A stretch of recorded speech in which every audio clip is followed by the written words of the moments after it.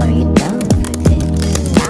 If you're in the mood, we can take it to the moon.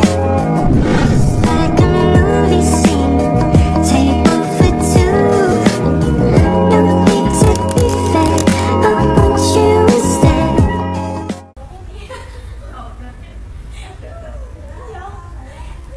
Assalamualaikum warahmatullahi wabarakatuh. Perkenalkan, nama saya Aulia Gasia Herawati dengan NIM 230512040555 dari kelas TIB 23. Pada mata kuliah keamanan data dan informasi ini saya akan menerangkan tentang penerapan teknologi keamanan. Yang pertama, pengertian dulu ya. Apa sih penerapan teknologi keamanan itu? Penerapan teknologi keamanan adalah penggunaan berbagai metode, sistem, dan perangkat teknologi untuk melindungi data, informasi, sistem jaringan, dan perangkat dari ancaman seperti peretasan, pencurian data, akses yang tidak sah, dan serangan cyber lainnya. Nah, tujuannya yaitu yang pertama, melindungi data dan privasi pengguna.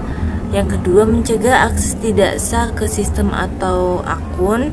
Yang ketiga, menjaga integritas dan ketersediaan layanan. Yang keempat, mengurangi risiko serangan cyber, malware, atau peretasan. Ada beberapa contoh penerapannya. Yang pertama yaitu verifikasi dua langkah atau 2FA, atau kita sering sebut two-factor authentication.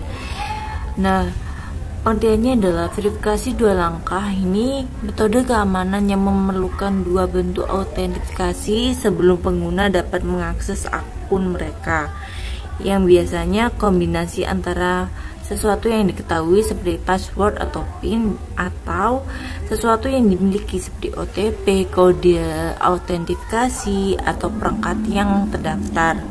Nah, cara kerjanya yaitu pengguna login dengan username dan password. Lalu sistem akan mengirimkan OTP atau kode sekali pakai ke email, SMS, atau aplikasi autentifikasi. Dan yang terakhir, pengguna memasukkan kode OTP untuk mengonfirmasi login. Nah, penerapan di platformnya yang pertama ada Gmail dan Facebook. Pada Gmail ini, OTP itu via SMS atau aplikasi seperti Google Authenticator.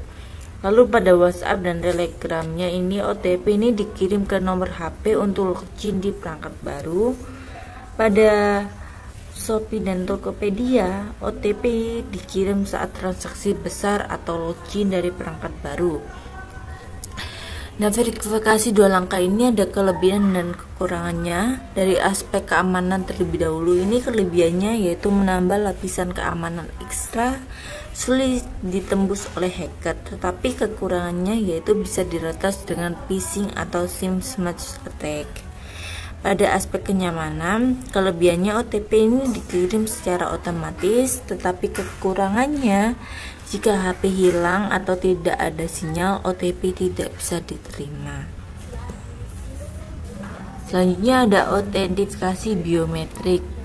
Ada sidik jari, pengenalan wajah. Nah, teknologi ini memerlukan karakteristik unik pengguna seperti sidik jari, wajah, atau iris mata untuk autentifikasinya. Cara kerjanya yang pertama yaitu sistem merekam dan menyimpan data biometrik pengguna. Lalu yang kedua, saat login, sistem membandingkan data biometrik yang dimasukkan dengan yang tersimpan apakah sama atau tidak. Lalu penerapan di platform. Pada Apple Face ID dan Android Fingerprint, ini digunakan untuk membuka perangkat dan melakukan pembayaran. Pada WhatsApp dan Telegram bisa dikunci dengan sidik jari atau Face ID. Lalu ada aplikasi perbankan, contohnya BCA, BNI, Mandiri Mobile, dan lain-lainnya ini untuk login menggunakan sidik jari. Nah, kelebihan pada aspek keamanan, sulit dipalsukan karena sidik jari dan wajah itu berbentuk unik. Lalu kekurangannya, jika data biometrik bocor, tidak bisa diubah seperti password. Pada aspek kenyamanan, kelebihannya ini cepat dan tidak perlu mengetik password. Tetapi pada kekurangannya, tidak semua perangkat mendukung fitur ini. Lalu ada enkripsi end-to-end atau A2AA atau end-to-end encryption. A2AA adalah metode enkripsi yang memastikan hanya pengirim dan penerima yang dapat membaca pesan. Bahkan penyedia layanan itu tidak bisa mengaksesnya. Cara kerjanya yang pertama yaitu pesan dienkripsi sebelum dikirim menggunakan kunci publik penerima. Lalu server hanya meneruskan pesan tanpa bisa membacanya. Dan penerima akan menggunakan kunci privat itu untuk mendeskripsi pesan tersebut. Nah, penerapannya pada WhatsApp dan Telegram itu contohnya ada secret chat, yaitu semua pesan dienkripsi end-to-end. Lalu pada Facebook Messenger itu ada fitur secret conversation yang menggunakan A2AA. Pada Gmail itu ada confidential mode atau email bisa dienkripsi dan diatur kadaluarsanya. Pada metode ini ada kelebihan dan kekurangannya. Pada aspek keamanannya, kelebihannya itu tidak bisa disadap oleh hacker atau pemerintah, tapi kekurangannya jika dikunci enkripsi hilang itu maka tidak bisa dipulihkan kembali. Pada aspek privasi, kelebihannya penyedia layanan itu tidak bisa membaca pesan pengguna, tetapi kekurangannya jika perangkat terkena malware, enkripsi bisa diretas. Lalu ada one time password atau OTP. Nah, kode unik sekali pakai yang dikirim ke pengguna melalui SMS, email, atau aplikasi autentifikasi untuk verifikasinya. Cara kerja OTP ini pertama sistem mengirim OTP ke nomor HP atau email pengguna. Lalu pengguna memasukkan kode OTP tersebut sebelum login atau transaksi. Penerapannya di platform contohnya yaitu banking aplikasi, BCA, BNI, Mandiri, dan lain-lain. Nah, OTP ini untuk transaksi keuangan. Lalu pada Shopee dan Tokopedia, OTP saat check out atau login dari perangkat baru. Ini ada kelebihannya dari aspek keamanan, yaitu kode berubah setiap waktu, tidak bisa digunakan ulang. Tetapi kekurangannya bisa diretas dengan phishing atau SIM smart attack. Pada aspek kenyamanan, kelebihannya mudah digunakan, tetapi hanya perlu memasukkan kodenya ini.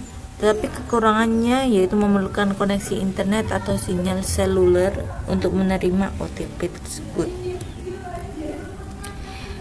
Selanjutnya ada Secure Socket Layer atau SSL atau Transport Layer Security atau TLS. Nah, ini adalah protokol keamanan yang mengenkripsi data yang dikirim antara pengguna dan server untuk mencegah penyadapan.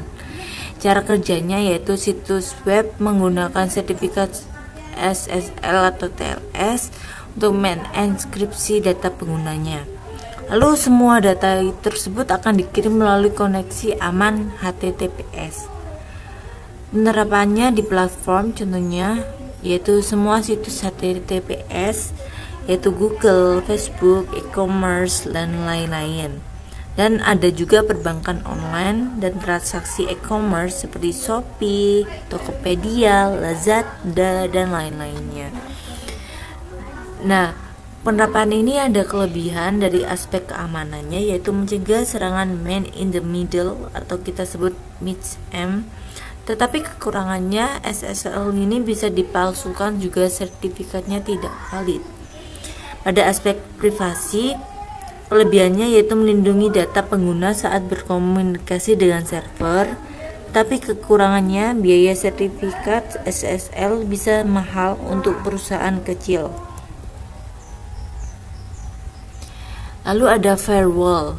Firewall ini adalah sistem keamanan jaringan yang menyaring lalu lintas data untuk mencegah akses ilegal atau serangan cyber.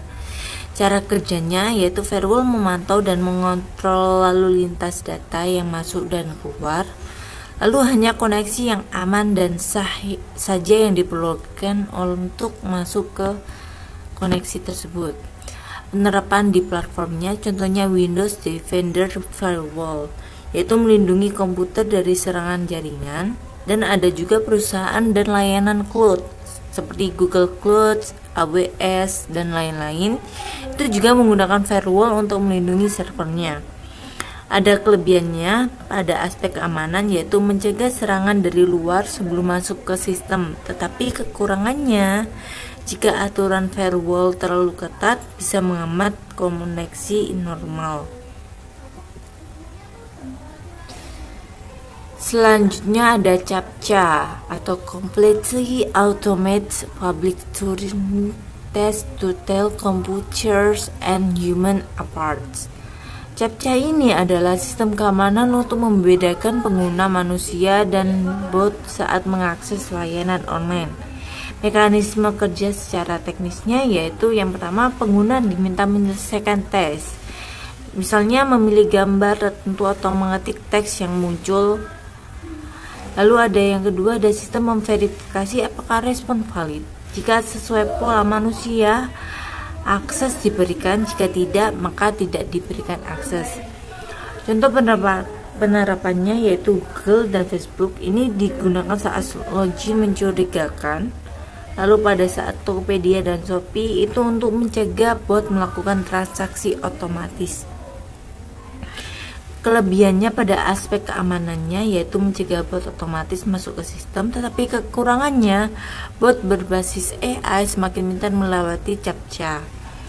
Pada aspek kenyamanan, pada kelebihannya ini mudah digunakan oleh manusia, tetapi kekurangannya kadang terlalu sulit bagi pengguna yang memiliki disabilitas.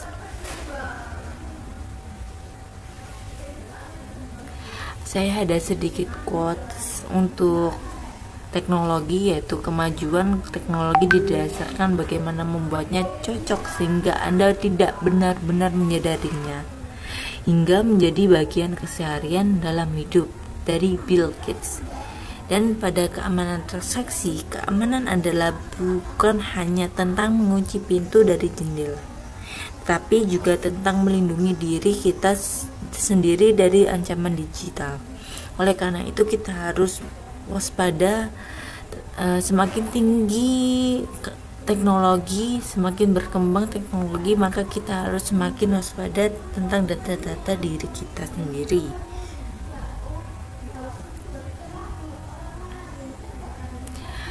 Sekian, terima kasih. Wassalamualaikum warahmatullahi wabarakatuh.